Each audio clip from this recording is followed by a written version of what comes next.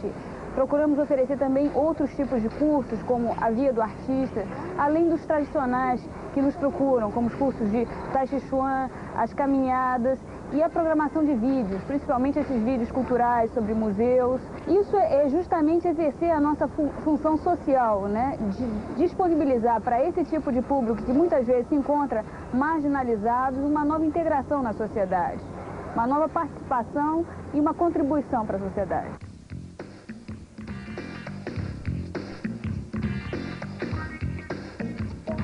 Quais são os benefícios da atividade do Tai Chi Chuan para os idosos? Equilibrar a mente e corpo. E ele trabalha toda a musculatura sem dar ênfase a nenhuma, entendeu? Então é a diferença do Tai Chi para as outras artes marciais e para a ginástica tradicional, né? Tem melhorado muito psicologicamente e preenche um lazer para mim também, por causa da minha idade. Eu tenho 62, vou fazer, mas o meu espírito é de 30 anos, é quando eu tinha 30 anos, é a metade. Eu sou assim, tenho espírito de jovem. Eu não vou envelhecer nunca. Mesmo com toda a violência típica dos centros urbanos, o Rio de Janeiro ainda oferece espaços de lazer e convívio harmonioso entre pessoas de diversas idades, principalmente jovens com mais de 60 anos.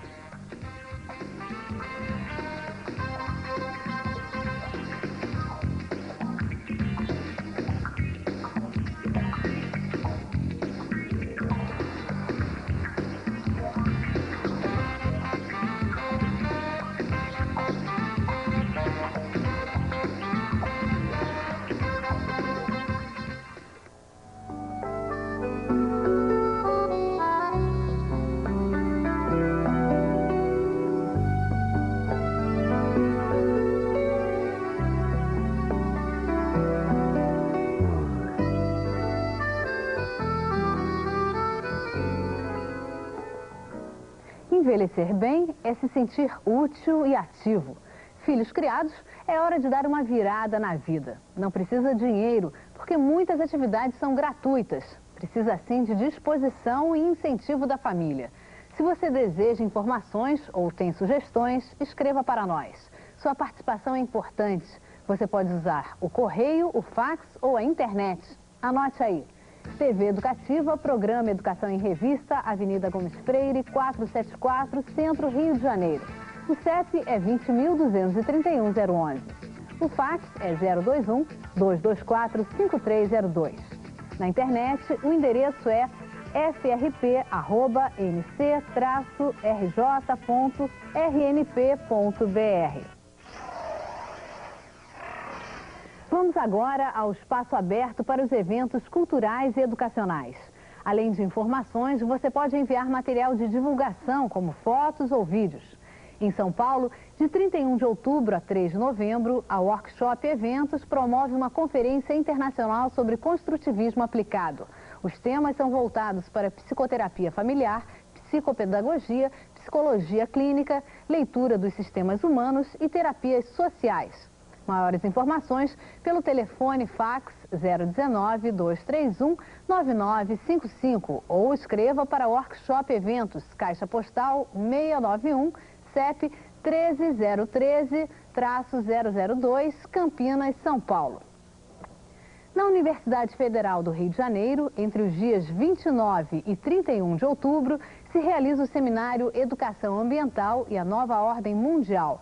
Maiores informações com o Grupo de Estudos em Educação Ambiental, Avenida Pasteur, 150, Fundos, Faculdade de Educação, UFRJ, Prédio Anexo, Rio de Janeiro. O CEP é 22.290-240 e pelo fax 021-295-5144. Avisando tudo o pessoal do Shop Sur que pode ser tanto na versão desktop como a mini torre. Fica a critério do comprador. Joia. Tá? Ele está saindo com as mesmas características, com kit multimídia, fax mode e tudo mais. Está saindo por à vista R$ 1.599 ou uma mais 15 de 154. Um Pentium 100 com kit multimídia, com fax modem nesse preço, gente, você e que também não esquecendo que vai ganhar de brinde a mesa e o estabilizador. Agora tem aquela promoçãozinha da internet, não tem, Edmárcio? Recebemos 150 peças de HP, 680. Então vem cá. Promoção Shop Tour. E ele vai fazer uma loucura. Essa semana você compra a impressora HP Desk já de 680 à vista ou financiado por R$480. Legal, tá? Preço bom. A promoção deles é durante essa semana, de segunda a sexta-feira, das 9 da manhã até às 19, no sábado das 9 às 14, às não é 14 isso? horas. Não esquecendo, podem vir pra cá, dar seu presentão pro seu filhão, que estamos aqui pra atender. Legal, Vieira de Moraes, 658 no Campo Belo, e o telefone? 240-6722. Computer Mall, vem? Forest House, são 6 lojas vendendo móveis, né? Principalmente a parte de conjuntos, estou... 91. Se eu quiser outra cor, você pode ser? Estampado, listrado. Aquele listrado, às vezes, no capitoneiro fica muito... Não fica tão bom, né? Mas o cru... 10 de... 139. 10 de 139. Mais tarde, ai meu Deus, eu não tô aguentando. Entender o porquê disso aí. Mas eu que quero entender.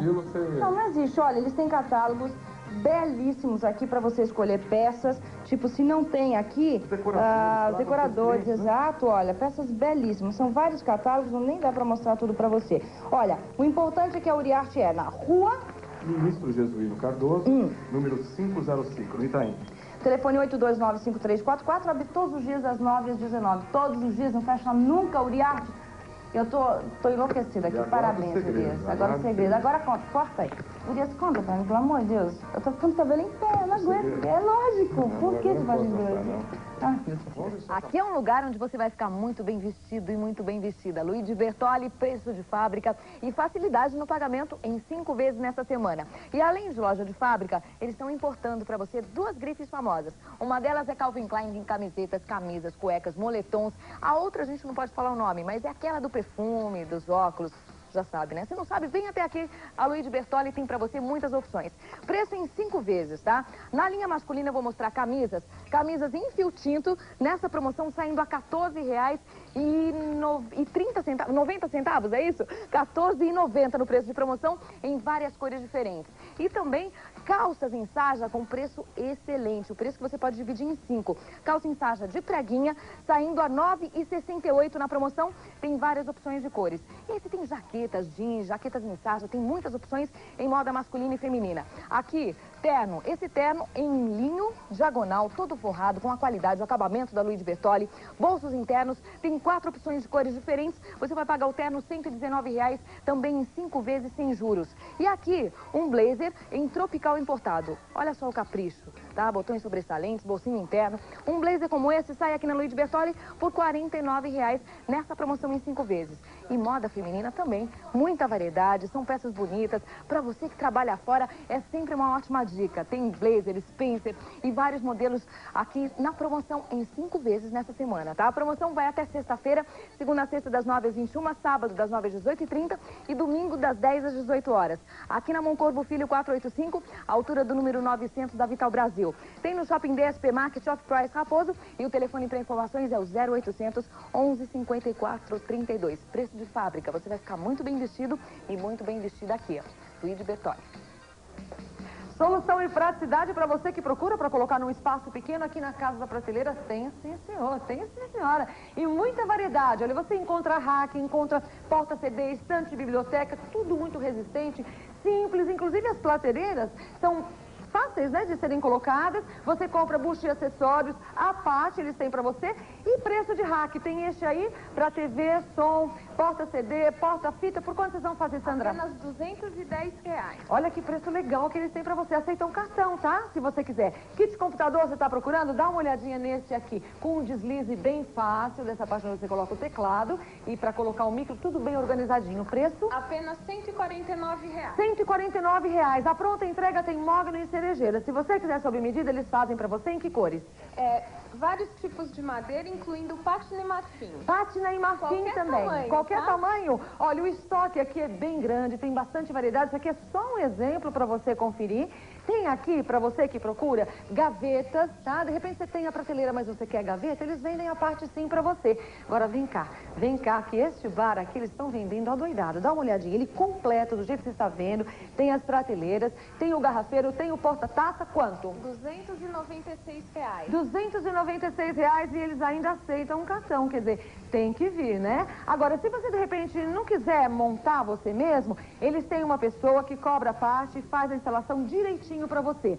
Casa da Prateleira, de segunda a sábado, das 9 às 7, domingo das 10 às 5, e são vários endereços. Avenida Rebouças, 2223, Avenida Pacaembu, 1331, Avenida Paz de Barros, 2824, esta não abre domingo, e tem mais 2 endereços. É só você dar uma ligadinha para ver qual é aquela mais perto de você. Passa o telefone, Sandra. 852-2626. Casa da Prateleira, não dá para perder. Não tem jeito, se você perguntar para qualquer criança onde é que vai comprar o presente do Dia das Crianças, elas vão responder, na DB Brinquedos. E não tem coisa mais gostosa do que uma criança contente, né? Tenho certeza que a sua pequenininha vai se alegrar com esse carrinho aqui, olha, de boneca. Vem pra cá. Que tem um preço muito pequenininho. Quanto, Pedro? Esse carrinho somente R$5,99. R$5,99, com muito pouquinho você alegra muitão. Então vem pra cá porque tem pros meninos também baratinho. Olha que demais, gente. Vá, você brincava de Falcon na sua época. Deixa o seu filhão brincar também. Quanto sai esse jeep? R$14,99. R$14,99. Olha pra mim, você lembra que na sua época você achava esse brinquedo demais? Você ficava horas viajando no Falcon? Seu filho vai adorar também, você vai pagar R$14,99. Portanto, compre. Balouquinha. Bonequinha. Gente, não é verdade? No outro você tá pagando lucro e tal. Aqui não, aqui é o preço cru e nu pra você. Olha, Dia das Crianças tá aí, é uma excelente dica pra você dar pra molecada, hein? Eles vão vibrar e você tá dando um presente legal. Você não é um brinquedo, uma coisa, né? Uma coisa que eles vão usar. Esse é um Pentium 100. 8 MB de memória, drive de 1.44, HD de 1.2, com kit multimídia 8x e um Super VGA Color 14 polegadas. 1.534 à vista ou uma mais 15 de 161,22 centavos. Preço legal. Super facilitado, uma super máquina, ó.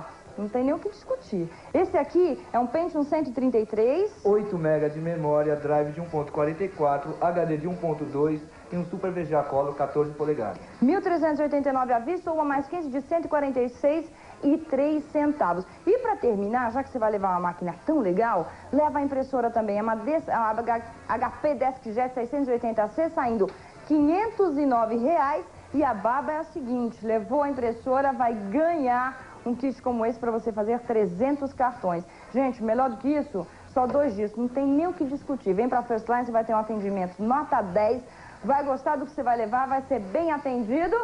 Fala com o Carlos, dá uma choradinha que ele se sensibiliza e ainda dá uma mãozinha para você. Isso. Você é sensível? Sensível. Qual o seu signo?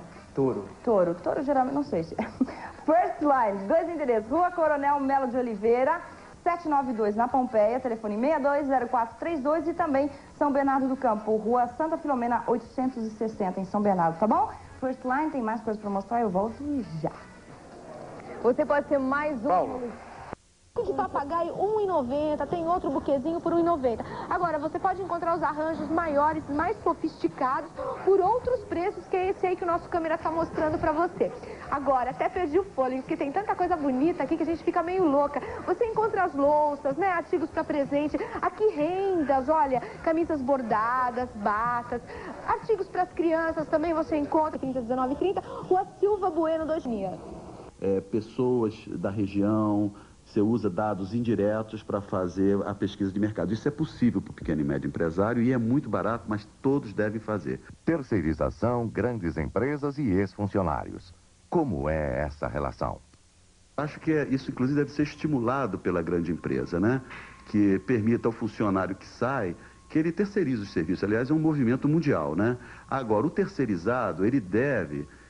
sempre procurar não ficar nem com um fornecedor só, nem com um cliente só. Ele deve procurar ao longo do tempo diversificar, porque senão é só uma terceirização de fachada, não é uma terceirização real no sentido que a modernidade está conduzindo. Existem técnicas onde você ajuda a pessoa a descobrir os talentos que tem.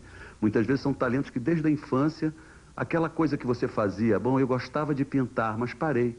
Eu gostava de tocar flauta, mas parei. Muitas vezes são esses os talentos que você tem que trazer à tona para uma nova etapa dessa vida. Você sabia que uma obra nos Estados Unidos é concluída de 3 a 10 vezes mais rapidamente do que no Brasil? De olho nas carências do nosso mercado de construção civil, uma pequena empresa resolveu buscar no exterior novidades tecnológicas para acelerar e baratear esse tipo de serviço.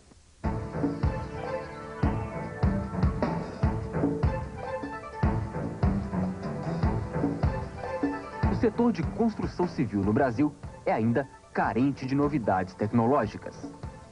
Foi pensando e apostando nesse mercado que surgiu, há 1 ano e meio, a Construarch Comércio Exterior. O produto do mercado externo, ele é muito, tecnologicamente falando, ele é muito mais avançado. Então, a necessidade da construção brasileira ter esse produto aqui é muito grande. E não existia uma forma desse produto entrar aqui. Então, com a abertura da importação, do mercado de importação, a nossa empresa se propõe a buscar o produto lá fora, identificar um bom fornecedor lá fora e colocar dentro das construtoras e projetistas e instaladores o produto viável no nosso mercado. A empresa se propõe a responder por toda a parte operacional da importação. Trâmites nem sempre acessíveis a pequenos empresários. Fatura, guia de importação, cotação e contratação de frete, enfim. O processo de importação de um produto tem minúcias que chegam a extremos. Isso quando tudo dá certo, porque quando não dá, o que acontece, por exemplo, Carlos? O preenchimento de um documento de importação como esse, da guia, exige uma série de cuidados. Você põe prazo no embarque da mercadoria que causaria uma multa muito alta, chegando a 20% do valor da mesma. Um dos produtos trazidos pela empresa é, ao mesmo tempo, um desafio de mudar a cultura do país.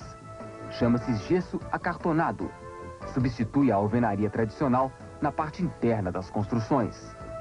O sistema funciona assim: uma estrutura metálica, já vem com furos para receber as tubulações elétricas e hidráulicas, depois a chapa de gesso, de um lado e do outro, e em 2 horas uma parede como essa, de 9 metros quadrados, está pronta para receber a pintura.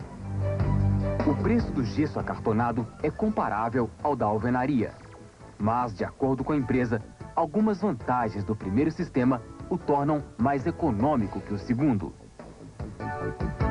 Peso. Parede com gesso acartonado, 30 quilos o metro quadrado. De alvenaria, 300 quilos o metro quadrado, 10 vezes mais.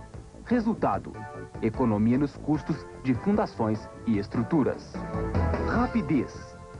35 metros quadrados por dia no gesso acartonado equivalem a pelo menos o dobro de tempo na alvenaria. Resultado: menor custo com mão de obra. E mais, segundo o empresário Nilton Antoniali, cliente da Construarch e dono da empresa Placo do Brasil, que comercializa o produto. Você tem um problema na uma tubulação, vazamento de tubulação. O que teria que ser feito aqui? Nesse caso, vamos comparar sempre com o sistema convencional. Nesse caso, você, suponhamos que tem aqui o problema, você faz uma retirada desse material, corta simplesmente com estilete, retira a chapa, faz a manutenção necessária e volta o mesmo pedaço que você retirou, fazendo o devido acabamento e pintando. Tá? Se nós compararmos com o sistema convencional, você tem que quebrar toda a alvenaria, vai fazer toda aquela sujeira, voltar a refazer tudo. Então é um trabalho muito maior, muito mais sujo também. Qual é a resistência desse material ao calor? Por exemplo, no caso de um incêndio com essa parede, o que aconteceria? Bom, a parede mais simples, ela já é bastante resistente, atende às exigências dos padrões nacionais, em virtude dela ter na composição dela 20% em água. Porém, se há uma exigência maiores para áreas onde as exigências são maiores, você pode compor, como nós estamos vendo aqui, com dupla chapa ou então com outros componentes, lã de rocha, lã de vidro, tá? Que aumentam ainda mais o desempenho do sistema. Nos Estados Unidos, mais de 90% das paredes internas são feitas com gesso acartonado. No Brasil, essa porcentagem cai para menos de 1%. Conclusão: para a empresa, isso quer dizer um mercado imenso e inexplorado. Se a gente colocar num gráfico a previsão de crescimento das vendas do gesso acartonado, o resultado é impressionante. É uma curva bem ascendente, olha aqui, ó. Quais são os números dessa curva? Esses números são baseados na experiência do grupo em 35 outros países em todo o mundo. onde essa é uma média dos resultados desses países.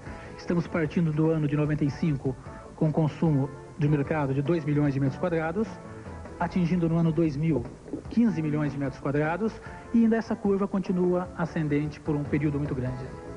Outros exemplos de novidades tecnológicas com que a empresa trabalha: chapas para confeccionar portas e tubos flexíveis para distribuição de água quente e fria. A Construar, que tem um lucro mensal de R$25 mil. No seu trabalho, ela conta com o know-how de outra empresa de propriedade dos pais dos sócios, a Construarc Construções, há 36 anos no setor de construção civil. Novidades tecnológicas não faltam lá fora para serem trazidas para cá? Como é que é o mercado? Olha, são muitas as novidades. O que a gente precisa sempre questionar e saber é se essa novidade tem preço competitivo e se ela não tem nenhum tipo de choque cultural. Não são necessariamente as mesmas coisas que servem para nós, que servem para eles.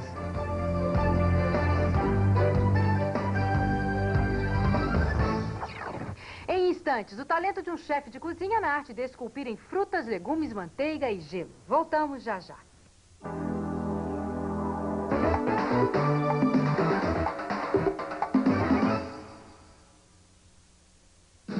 Sai de baixo, as loucuras de uma família que vive armando as maiores encrencas. Gente, eu tô sonhando, alguém me belisca! Primeirão aí na fila. Participação especial de Lima Duarte. Agora me diga se tem algum serviço que eu, como encanador, possa fazer. Tem uma arruela carente, louca por um parafuso que lhe aperte. Neste domingo, depois do Fantástico, Sai de Baixo. Venha viver as maiores emoções de sua vida. Star World Mountain, a terceira maior montanha russa do planeta, de fabricação holandesa. Maximotion, o cinema que coloca você dentro do filme e provoca um terremoto em sua poltrona. 47 super atrações, 7 teatros, 220 artistas. Beto Carreiro World, o quinto maior... Estava passando em frente o primeiro 5 estrelas de São Paulo, que é o Hilton Hotel. E resolvi fazer uma ficha de ajudante de cozinha. Como é que foi daí? Daí foi equivalente que eu comecei a gostar do trabalho. Tive um pessoal muito bacana, seu Armin Jung, seu Eduardo, que pegou e começou a me ensinar muitas coisas em matéria de cozinha. De tão bom que ficou nisso, Rafael acabou sendo convidado a dar aulas na Tailândia, onde, em contrapartida, passou 3 meses aprendendo a esculpir em frutas e legumes. Como é que foi o curso? Foi ótimo, foi uma coisa mais linda que eu já tive. Foi um aprendizado muito bom, tanto para mim como para eles, eu acho. Para obter estas esculturas em frutas e legumes, além de talento e paciência, é preciso ser criativo. Em legumes, para começar, você precisa pegar e ver a forma que você realmente quer o buffet. E depende também muito do menu. Se é um menu que vai peixe, você pega e faz uma decoração de peixe. Se é no estilo assim, no casamento, você pode pegar e fazer um cisne. E em frutas? Em frutas, olha, eu acho que em frutas também, a fruta já engrandece bastante o trabalho, porque em si, já falando em fruta, né? A melancia já dá todas as cores que a gente quer. O melão comum, o melão Prince, o mamão comum, aquilo a gente constrói cada coisa linda, entendeu? Ali é da criatividade realmente.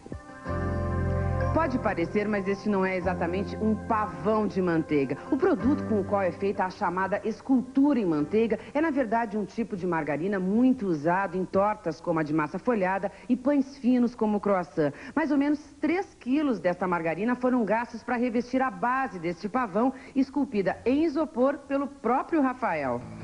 É um material fácil de se trabalhar? Não, não é tão fácil, não. Porque depende muito da temperatura ambiente. A das mãos também esquenta demais, tem que pegar, às vezes você é obrigado a pegar e colocar a mão no gelo, ou senão, se estiver muito frio, esfregar a mão também, vai pegar a manteiga, pegar e derreter um pouco. Então tem todos esses detalhes, né? Quanto tempo dura uma escultura dessa? Olha, isso aí você colocando em buffet e depois guardando na geladeira, comum mesmo, dura 3 meses. Mas as que dão mais trabalho, certamente, são as esculturas em gelo. A escultura de gelo tem várias técnicas, né? Tem uma que é fervura, ferve a água, vamos dizer, 100 litros de água, reduz a 50 na fervura, mas isso torna muito caro. Agora a outra é pegar e deixar descansar a água, porque a nossa água aqui é cheia de cloro, realmente. Então a gente deixa descansar uns 15 dias, coloca algumas gotas de limão ou amoníaco, volta ao congelador, fica mais ou menos 6 dias, conforme o tamanho do bloco também, né? Algumas demoram até 15 dias para congelar, tipo 440 litros de água, 10 dias para congelar. Depois disso, retira-se o gelo do freezer, deixa ele pegar a temperatura ambiente, porque não pode pegar e começar o trabalho realmente. Daí, depois de 1 hora mais ou menos, pode pegar e começar a fazer a escultura. Atualmente, trabalhando como freelancer, Rafael Bastos Filho é seguidamente requisitado por buffets para todos os tipos de festas e também pelo Clube dos Chefes de Cozinha de São Paulo, do qual é sócio. É ótimo o trabalho dele, certo? Pelas esculturas, a decoração, a montagem, enfim, tudo que ele faz é muito bom. Quando você trabalha no mercado altamente competitivo, em que existe qualidade sobre todos os aspectos, você tem que procurar ser diferente e procurar beleza também. Até porque as pessoas comem muito com os olhos. Rafael cobra entre 300 e 400 reais por uma única escultura. Um pacote envolvendo 2 esculturas em gelo, 4 em legumes e 6 em melancias sai mais ou menos R$ 2.200.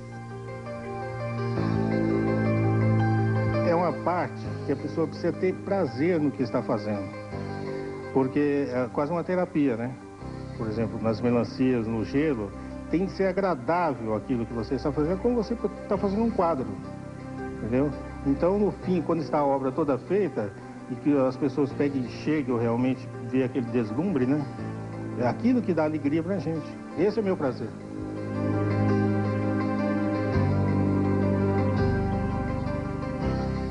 Tome nota das últimas novidades relacionadas aos pequenos negócios.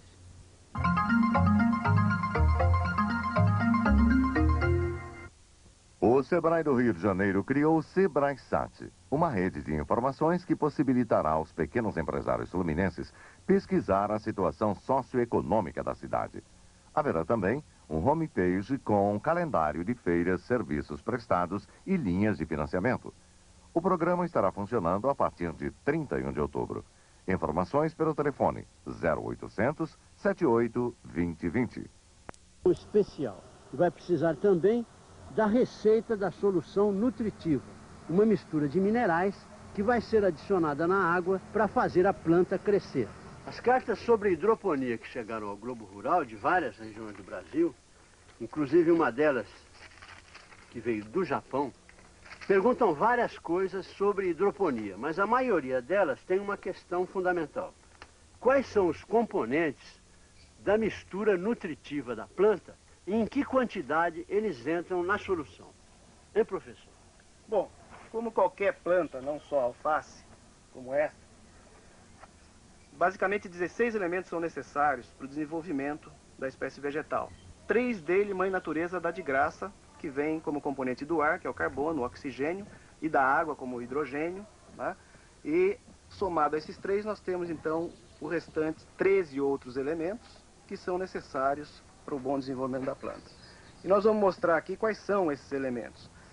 São fornecidos na forma de sais, como vocês podem estar vendo aqui. Na forma de sal, o nitrato de cálcio, que contém o nitrato mais o cálcio, o monoamonofosfato, mais conhecido como MAP, que tem o fósforo, o nitrato de potássio, que tem o nitrato e o potássio em si, o sulfato de magnésio, que tem enxofre e magnésio. Além desses macroelementos, que são chamados macros porque são necessários em maior quantidade pela planta, existe também os microelementos, que são o zinco, o cobre, o boro, o manganês, o molibdênio, o ferro e o cloro, que nós não estamos mostrando aqui porque a água aqui desse produtor já é clorada, então não havendo necessidade de cloração. Mas para o produtor que não tem a água tratada com cloro, encontra no comércio também as pastilhas, né, de cloreto de cálcio, cloreto de potássio, que pode ser adicionada para preparar a solução nutritiva. Agora, professor, em que quantidade entra cada componente na mistura nutritiva? Bom, para a formulação dos componentes, existe o aspecto a ser analisado inerente à própria cultivar. Cada espécie tem uma certa necessidade. Cada condição de ambiente tem uma certa necessidade e a quantidade produzida também. Então, nesse caso, para isso, nós lançamos mão dessa cartilha, onde eu posso mostrar aqui para você que existe uma formulação já preparada, né? Dizendo a quantidade do nutriente necessário por 1000 litros e para as diversas espécies, como tomate, pimentão, não só como para alface. Antes de dar o endereço para você conseguir a cartilha, vamos ver como o pessoal prepara a solução nutritiva. Os sais são diluídos num pouco de água e depois vão para o reservatório que abastece todo o sistema. Daqui a água é bombeada e circula por canos de PVC cortados ao meio. É nesses canos que a água entra em contato com as raízes dos pés de alface. As plantas cultivadas por esse sistema desenvolvem um pouco mais as raízes para, com isso, poderem absorver os nutrientes da água. Aqui, a alface é colhida 25 dias depois do plantio da muda. O Sérgio Goto é o dono dessa plantação e produz alface por hidroponia há 5 anos. Por favor, Sérgio, qual é a área de hidroponia aqui? Nós estamos com uma área de 1.600 metros quadrados. E com que produção? Produção de 17 mil pés ao mês. Sempre alface? Sempre alface. Ô Sérgio, qual é o módulo mínimo assim, para uma família sobreviver com hidroponia? Eu acredito que uma área de 200 metros quadrados seja suficiente, produzindo mais ou menos 2.000 pés ao mês. Agora, quanto custa montar uma estrutura assim de 200 metros quadrados? É uma estrutura rudimentar, mas de madeira, acredito que seja em torno de R$5 o metro quadrado. Que seria um investimento de R$1.000. De R$1.000. Isso. A cartilha com as dosagens da solução hidropônica, variando conforme a cultura, custa R$20. Pode ser pedida para o professor Silvio, na Unicamp. Anote o endereço: Unicamp, Caixa Postal 6011, Campinas, São Paulo. CEP 13.081-970. Unicamp, Caixa Postal 6011, Campinas, São Paulo. CEP 13.081-970. Há 2 semanas, o Globo Rural mostrou uma reportagem sobre borboleta. Se você gosta delas, tem um jeito simples de atrair borboletas aí no seu sítio ou no seu quintal. O naturalista Luiz Otero, da Universidade Federal do Rio de Janeiro, é um dos maiores especialistas em borboletas do Brasil. Neste borboletário, no município fluminense de Itaguaí, ele estuda o comportamento dos insetos no cativeiro. Um dos objetivos do trabalho é garantir a preservação de espécies ameaçadas de extinção. Mas para quem não é cientista e quer apenas apreciar a beleza das borboletas, o Dr. Luiz Otero tem uma receita simples: comida. A maioria das espécies retira das flores o néctar e o pólen para se alimentar. Tem que ter flores. E várias flores são importantes para atraírem borboletas, porque tem muito néctar e muito pólen. Algumas realmente, como a rosa, não tem menor atrativo para borboleta. É uma flor de jardim. Geralmente são flores singelas. Temos aqui a Titônia mexicana, né? Essa margaridão aqui vermelho, que é excelente para borboleta. Temos aqui o chumbinho, né? Que é a lantana, que também é muito boa para borboleta. Pega de galho, é fácil. Temos a zinnia, que todo mundo conhece, né? Zinnielegas. Temos aqui a duranta, também excelente. Tem muita quantidade de néctar e um bom pólen para borboleta. Então, se a pessoa plantar esse conjunto assim condensado, vai atrair as borboletas que estiverem vivendo na redondeza, vão se acostumar a vir comer no seu jardim.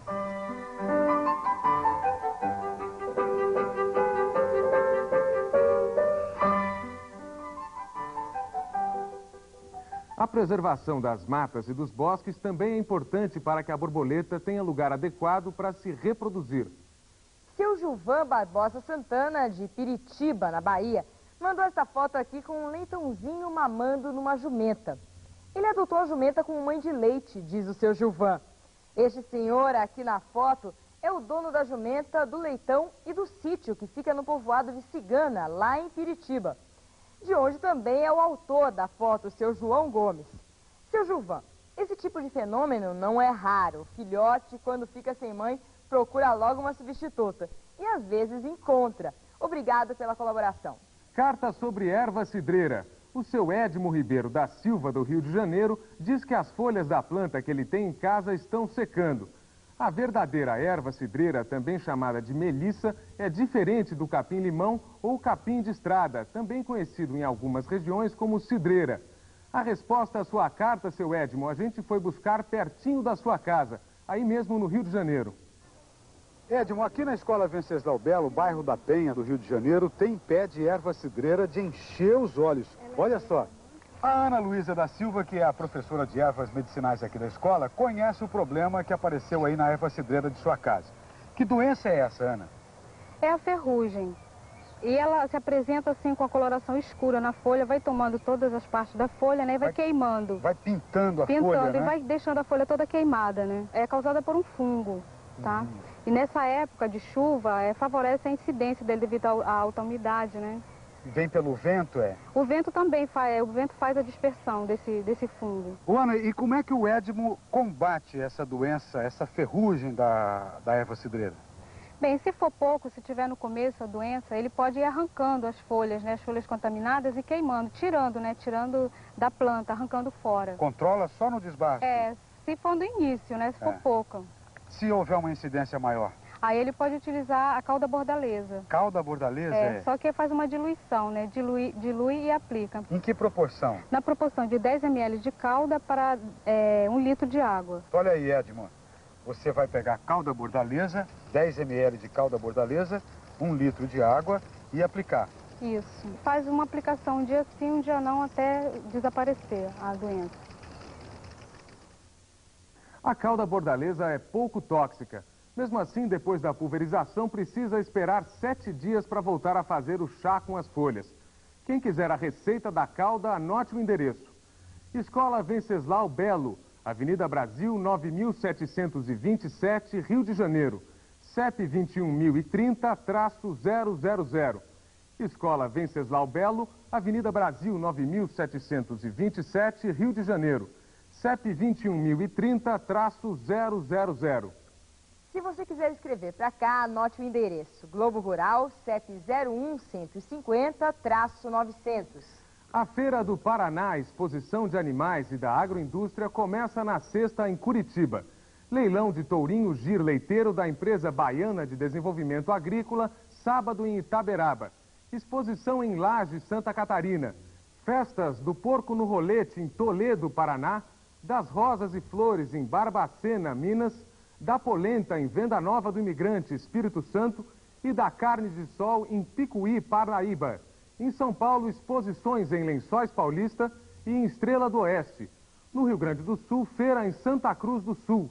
E exposições em Bagé, São José do... 2 horas de voo de Santiago até Porto Montt, uma cidadezinha histórica no sul do Chile. É nesta região de inverno rigoroso que se encontram algumas das maiores criações de salmão do mundo. As águas do Oceano Pacífico mantêm a temperatura entre 9 graus no inverno e 16 no verão. É o clima ideal para o salmão. As fazendas marinhas ficam a 300 metros da margem. Victor Pérez, o administrador, explica que o maior problema na fazenda são os leões marinhos, predadores naturais do salmão. Foram instaladas redes num raio de 20 metros para proteger a criação. Mas os leões marinhos conseguem às vezes rasgar a rede e acabam matando alguns peixes e causando estresse em todos os outros. Outra fonte de estresse já foi eliminada. Hoje os funcionários não andam mais em cima da estrutura para alimentar os salmões. Há um sistema controlado por computador. A ração é jogada automaticamente nos tanques de hora em hora. A quantidade depende da idade e do tamanho dos peixes.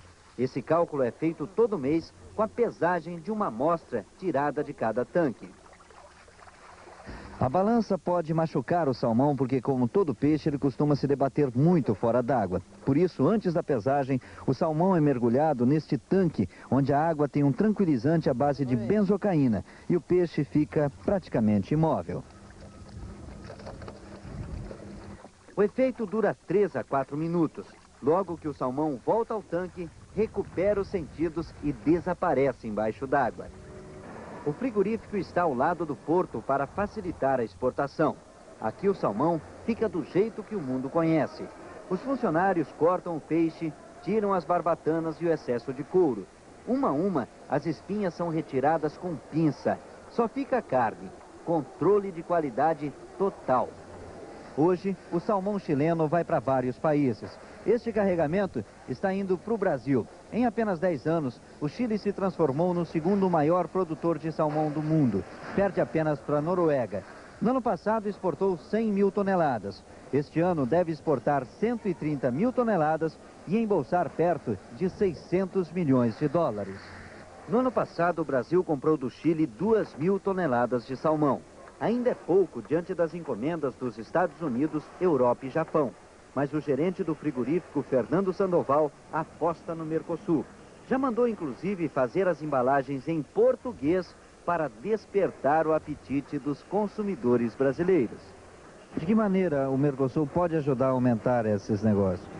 Bom, melhora as relações de intercâmbio, melhora tudo aquilo que é burocracia, né? Diminui a quantidade de requisitos para você chegar, o que facilita a chegada dos produtos aos mercados da Sul-América, né? Os 600 milhões de dólares que o Chile consegue com o salmão chegam perto dos 700 milhões que o Brasil vai faturar este ano com a exportação de frango. E aqui no mercado interno, o preço do frango subiu nas últimas semanas. Veja por quê.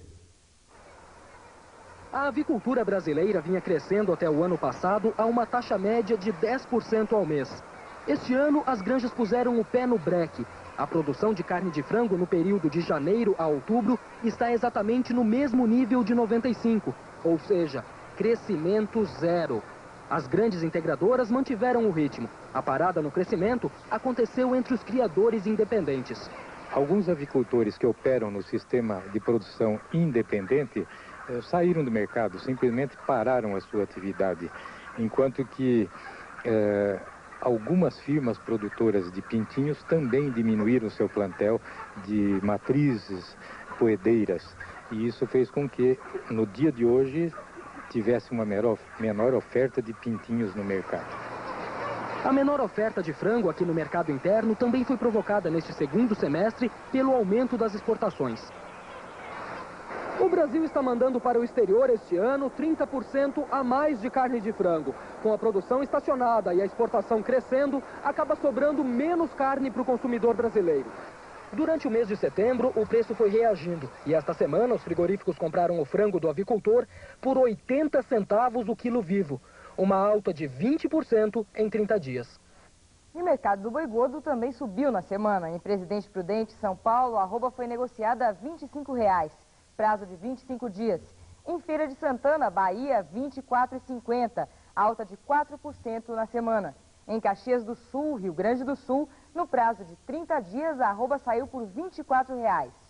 E até o café, que andava em baixa, recuperou a cotação do final de agosto. O preço subiu puxado pela alta das bolsas no exterior.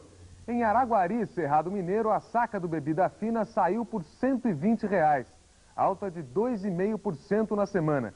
Em São Gabriel da Palha, Espírito Santo, o Conilon foi vendido por R$ 75,00 a saca.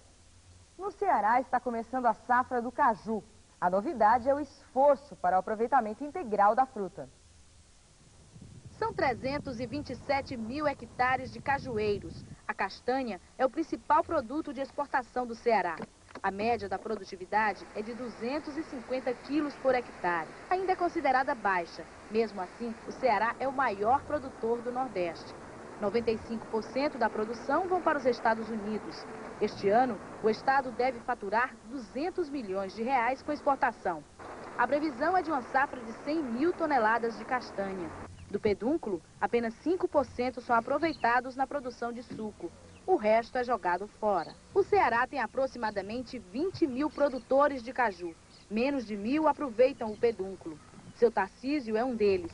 Com apenas 100 cajueiros, ele resolveu investir na venda do caju in natura para supermercados de Fortaleza e outras capitais. Como a minha área é muito pequena, eu não posso pensar em tirar resultado da castanha, que é muito pouca. Castanha é extensiva. Tem que ter muita. E pedúnculo não.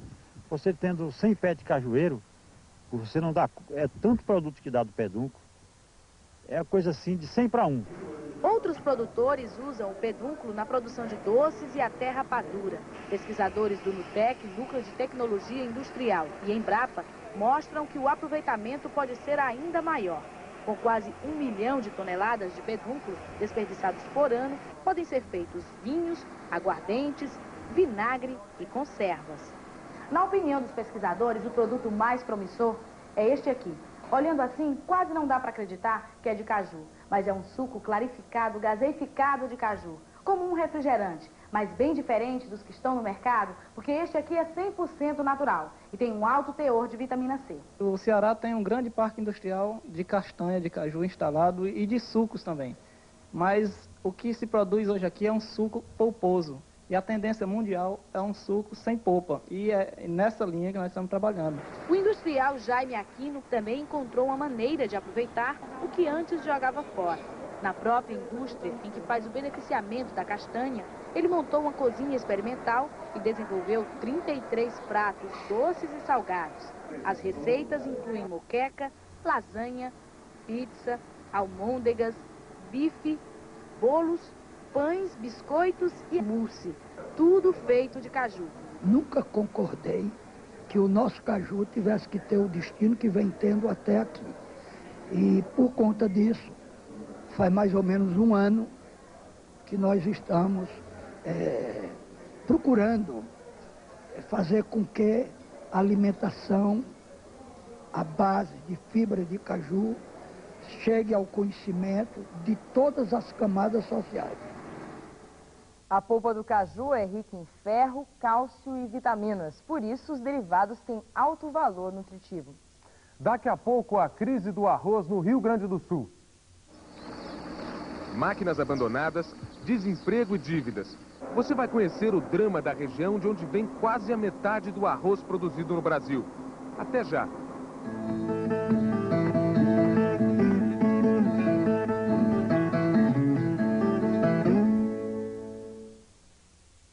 Pessoal, me contaram na quitanda que tá vindo pra essas bandas um tal recenseador. Esse moço vai fazer um questionário que é muito necessário pra saber do interior. Quanto nós somos, como vai a criação, a terra e a plantação, quanto nós vamos colher.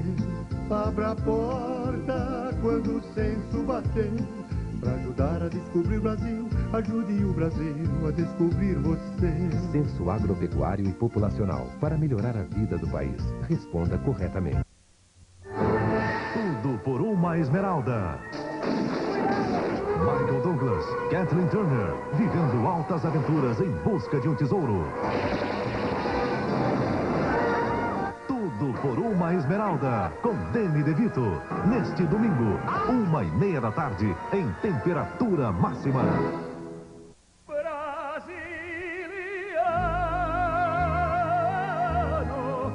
La minha vida hoje te aceito e chora no meu ombro, eu juro que não vai embora, que não vai embora. Vagalume pirilampo. O Rei do Gado 2, um lançamento som livre. Segunda e terça de arrasa no Home Center Uemura. Tô vindo pela primeira vez, gostei muito. Eu fiz bastante orçamento, mas aqui tá mais em conta. Não, se não tem mais inflação, por que eu tenho que pagar juros? Veneziana em alumínio Seuritec com vidro R$ 85,90. Porta em alumínio Seuritec com vidro e fechadura R$ 159,00. Janela em alumínio Seuritec com vidro R$ 68,00. E folha de porta lisa encabeçada só R$ 28,00. Segunda e terça, dias de bons negócios aqui no Uemura. Leia a revista Criativa. Você é o que você lê. Outubro na Globo. Esporte Espetacular mudou. Neste domingo, você vai curtir o novo Esporte Espetacular. Grandes eventos ao vivo e o melhor de todos os esportes. Não perca. É mais emoção, é mais esporte, é muito mais espetacular. Agora é domingo, hein? Horário novo. Esporte Espetacular. Neste domingo, 9h30 da manhã, fique ligado no Esporte Espetacular.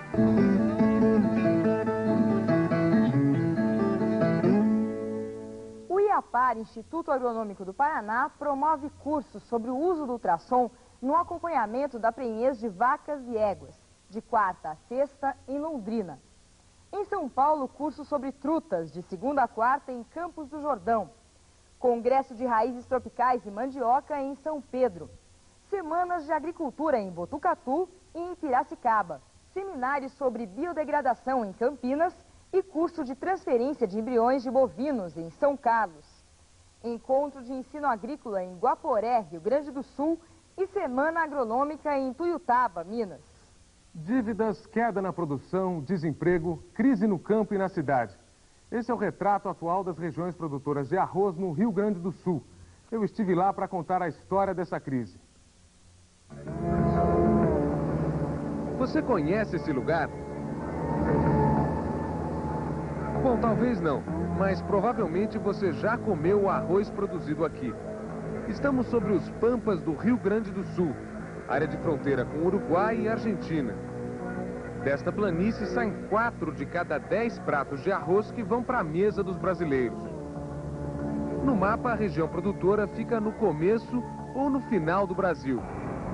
Uma estrutura gigante que envolve barragens para guardar água da chuva, beneficiadoras, silos, tubos de irrigação, tratores, colheitadeiras, um patrimônio de 2 bilhões de reais.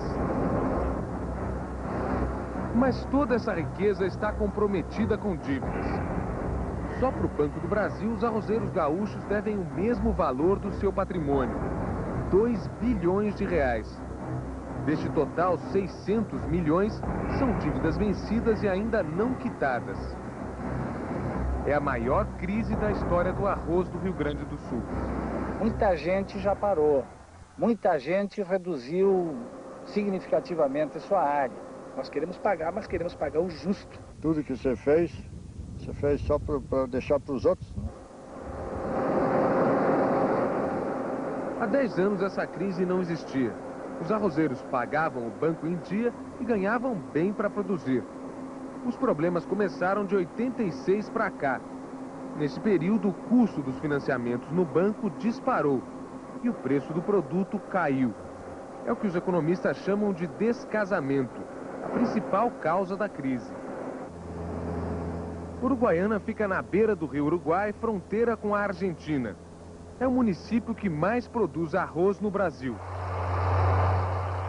Nesta época do ano, os tratores começam a preparar a terra. Logo atrás vem as garças, procurando minhoca e cupim. Essa lavoura aqui é do seu José Luiz Cadorim, que há 18 anos é arrozeiro aqui em Uruguaiana. Ele já chegou a plantar 1.000 hectares e esse ano está preparando o solo para o plantio de 800. Cadorim, por que diminuiu a área? Essa diminuição representa o estímulo, o desestímulo, melhor, que nós temos ao exercer a atividade.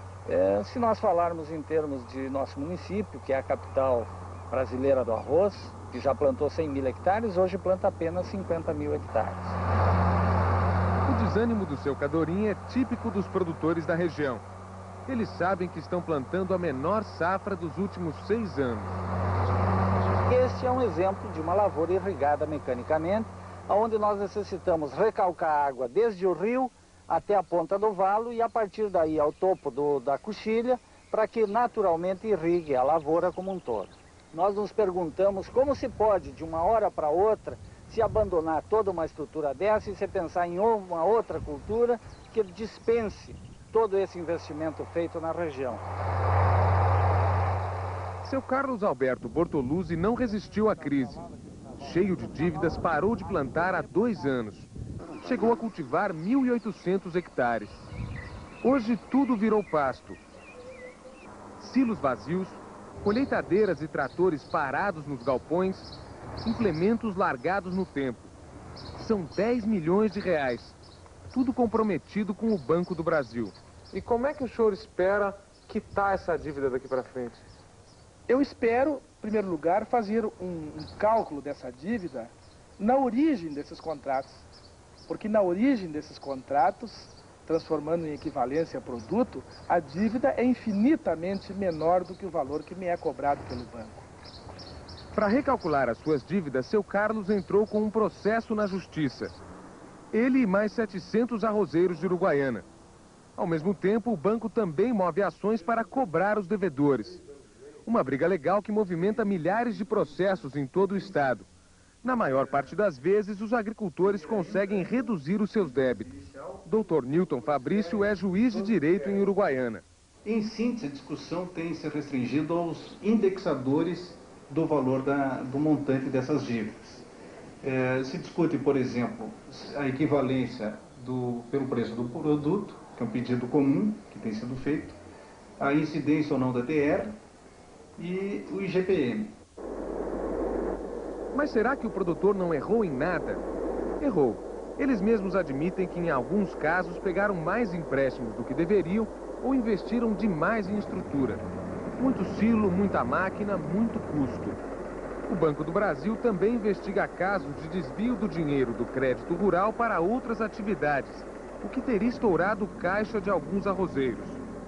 Acho que o Banco do Brasil não tem responsabilidade em função dessa crise. Essa crise já vem de alguns anos e o Banco do Brasil, dentro de suas condições, tem apoiado o setor e tem seguido a política agrícola do governo. A crise também atingiu as beneficiadoras, que descascam e ensacam o arroz. Das 870 que funcionavam em todo o estado, quase metade parou as máquinas nos últimos 5 anos. Nesta aqui trabalhavam 400 pessoas. Agora veja a análise do economista Fernando Homem de Melo, da Universidade de São Paulo, sobre a evolução dessa crise nos últimos 10 anos. Professor, o que aconteceu com o preço do arroz nesse período? Quedas bastante pronunciadas no preço do arroz, resultado de constantes intervenções do governo no mercado.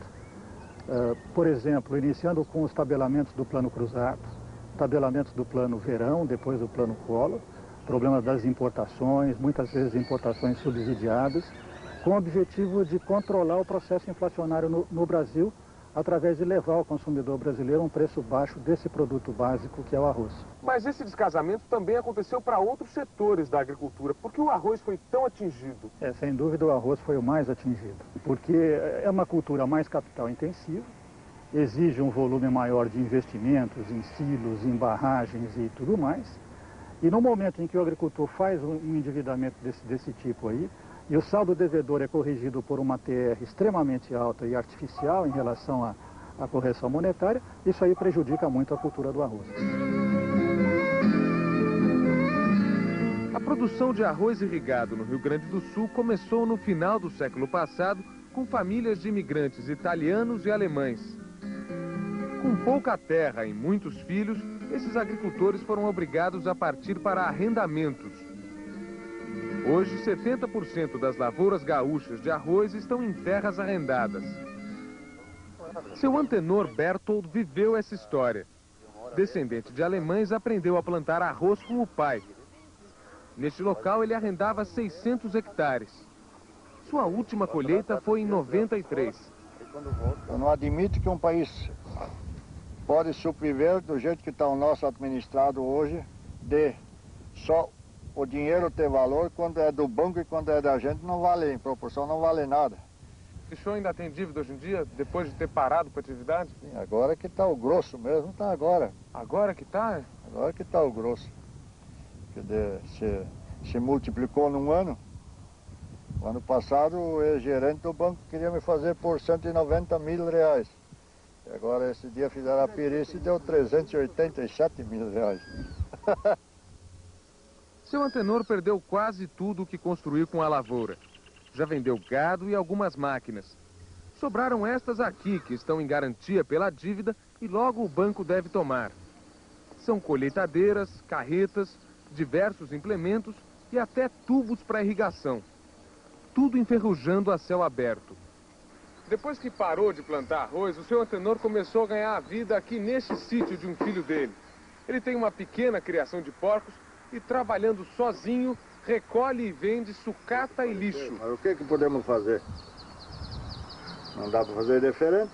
Durante o tempo que foi agricultor, seu antenor colheu 300 mil sacas de arroz. Hoje, aos 68 anos, passa o dia amassando lata.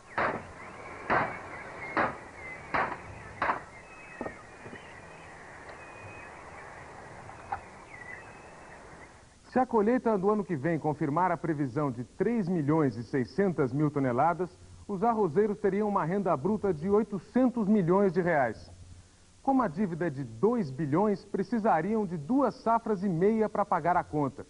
Isso sem contar as despesas normais com a lavoura. E daqui a pouco você vai ver como a crise no campo atingiu a cidade.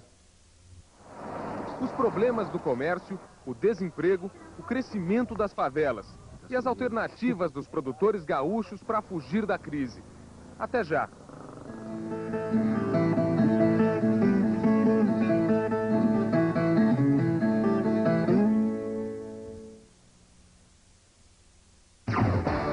Nesta segunda tem Intercine, Robin Williams, Jeff Bridges. Juntos, numa emocionante história. O Pescador de Ilusões, um grande sucesso do cinema. Nesta segunda, depois de Tela Quente, em Intercine. Casas Bahia e os 3 grandes desafios. Plano de pagamento. 16 prestações mensais. Taxa de financiamento. 6% ao mês e nada mais. Mesa cromada, com 4 cadeiras estofadas modelo Grécia, R$ 28,80 mensais. Cozinha Bartira, modelo Guarujá, R$ 27,90 mensais. E o terceiro desafio. Se você encontrar preço ou prestação menor, fale com a gente. Casas Bahia. A revista Globo Rural deste mês destaca as previsões otimistas para a safra 96-97, que deve ultrapassar os 80 milhões de toneladas de grãos. Uma verdadeira guinada, comparando-se com as 2 safras anteriores. Globo Rural mostra também que os investimentos na criação do javali vem crescendo, tornando a nobreza da sua carne mais frequente nas mesas brasileiras. Leia Globo Rural, a palavra do campo. Só podia ser da Globo, claro. Por que escolher o fungicida Bravonil 500 fixação para proteger sua lavoura? Para mostrar a você, nós aplicamos neste painel Bravonil 500 fixação e um fungicida à base de Mancozeb. Agora veja. Mancozeb foi lavado e Bravonil fixou e ficou. Por que correr riscos com um fungicida que pode não estar na folha quando a planta precisa dele? Fique com Bravonil 500 fixação, o fungicida que fica na folha. Até a próxima aplicação. Tem gente que ainda pensa que para encontrar água no subsolo, basta abrir um buraco. Ainda bem que existe a Jundisondas. A Jundisondas constrói poços artesianos que obedecem a rígidas normas de engenharia para trazer a água do subsolo até você, com segurança, tecnologia e respeito ao meio ambiente. Jundisondas Poços Artesianos. Quilômetros à frente, metros abaixo. Ah, evite vazamentos. Economize água. Sai de baixo, as loucuras de uma família que vive armando as maiores encrencas. Gente, eu tô sonhando, alguém me belisca! Primeirão aí na fila. Participação especial de Lima Duarte. Agora me diga se tem algum serviço que eu como encanador possa fazer. Tem uma arruela carente, louca por um parafuso que lhe aperte. Neste domingo, depois do Fantástico, Sai de Baixo.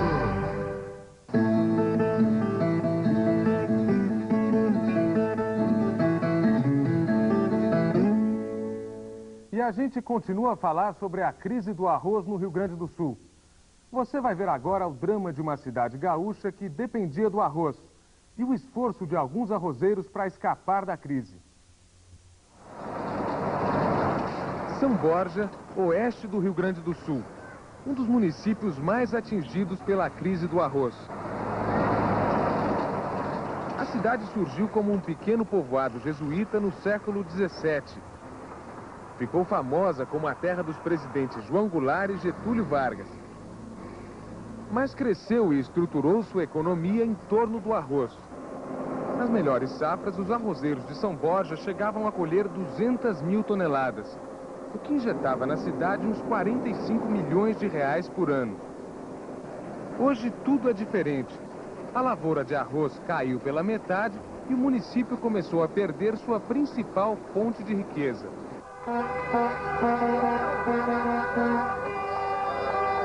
Foi dessa crise que os arrozeiros de São Borja tiraram a ideia de organizar o caminhonaço para Brasília em julho do ano passado. A manifestação teve apoio de agricultores de todo o Brasil. Eles reclamavam da política econômica do governo, que fez disparar o endividamento do setor. O caminhonaço ajudou a apressar a instalação do programa de securitização das dívidas.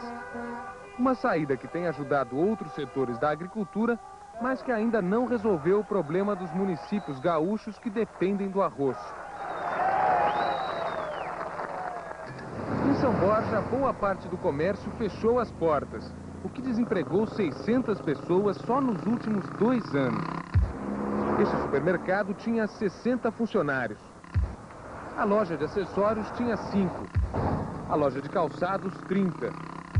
O posto de gasolina, 12. Nesta loja de peças para tratores, as vendas caíram e a inadimplência cresceu. A inadimplência atingiu em torno de 70%. Só para citar um exemplo, eu fiquei com em torno de 344 mil reais na rua. Hoje, recuperado em torno de uns 122. Patrimônio, eu já vendi casa, vendi 2 terrenos que eu tinha, 2 carros que eu havia pago, para colocar dentro da loja para poder suportar essa inadimplência mesmo e poder cumprir com meus fornecedores, né? Esta casa vendia produtos químicos para a lavoura. O estoque está vazio. O mercado imobiliário parou e o preço da terra caiu. Cerca de 3 anos atrás, estava valendo na nossa região $2.000 ou R$2.000 a hectare. Hoje essa mesma terra nós não conseguimos vender por R$800, porque não existe comprador. Nos últimos 5 anos, metade dos trabalhadores rurais de São Borja perdeu o emprego. 4.000 pessoas. Segundo a prefeitura, muita gente já abandonou a cidade. O desemprego hoje é bastante acentuado. Nós devemos ter 16, 17% da população economicamente ativa, um nível bastante ainda modesto pelos problemas que nós temos enfrentado, mas em função do não crescimento demográfico e também da própria migração destas famílias que foram para os grandes centros à procura de emprego. Os desempregados que ficaram em São Borja acabaram empurrados para bairros pobres e favelas. Em 91, aqui na Vila Arnel do Mater, moravam 150 famílias. Hoje moram 1.500. Em 5 anos, a população daqui ficou 10 vezes maior. Na vila, o esgoto fica a céu aberto.